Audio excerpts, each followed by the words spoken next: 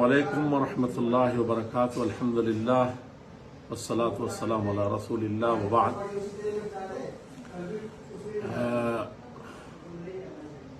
बाबरी मस्जिद राम जन्मभूमि का कदिया बहुत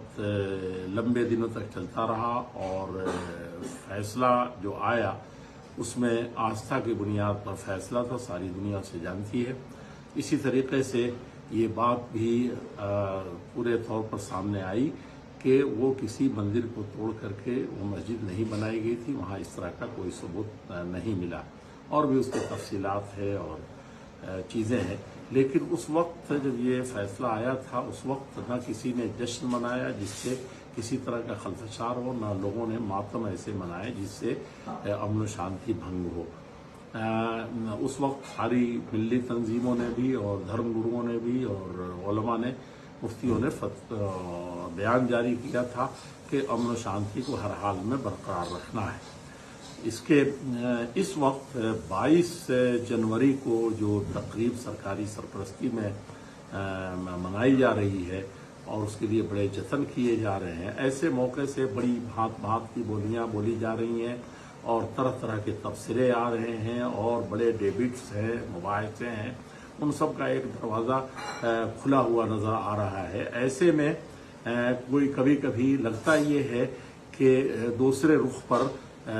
लोग जा रहे हैं या ले जाने की कोशिश हो रही है। यानी मेरी मुराद उससे सबसे बड़ी चीज़ जो इंसानियत के लिए और मुल्क मिल्लत के लिए नेमत है वो है अमन व शांति, भाईचारा और किसी भी तरह से दुश्मनी फैलाना, नफरत फैलाना, ये सबसे बदतरीन चीज़ है। तो अमन व शांति को बरकरार रखने की हम अपील करते हैं। ऐसे मौके से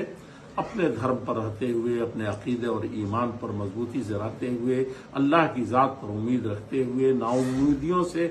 को किसी भी तरीके से न भटकने देते हुए पूरी हिम्मत से और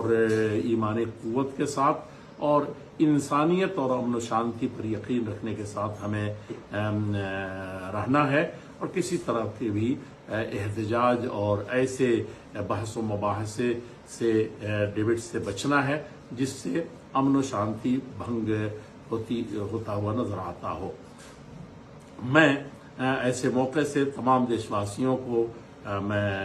अपील करता हूँ, मुसलमान भाइयों से भी और सब लोगों से, कि कोई ऐसा इक़दाम न करें जिससे गलत अनासिर को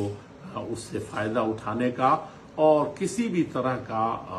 फ़ायदा समाजी हो, सियासी हो, नफ़रत का माहौल पैदा करने का मौका मिले। मेरी कुरान करीम में, हदीस पाक में बहुत बड़ी नेमत उसे करार दिया गया है, बल्कि दुनिया और दुनिया में जो कुछ है उससे सबसे बड़ी नेमत का अन्नहा हिज़त लहु दुनिया की बात आई है कि सारी दुनिया की नेमत उसको मिल गई जब अमन व शांति और उसको हासिल हो गया। तो ऐसी सूरत में हम इस पैगाम को भी आम करेंगे और किसी तरह के डिबेट को, किसी तरह के ऐसे नफरत पर मबनी सोशल मीडिया या किसी भी मीडिया के ज़रिए से हम फैलाने वालों को किसी भी तरीके से साथ न दें, आगे न बढ़ाएं और जितने भी हैजानी कैफियत पैदा करने की कोशिश की जाए। बहुत अमन व शांति से रहने की ज़रूरत है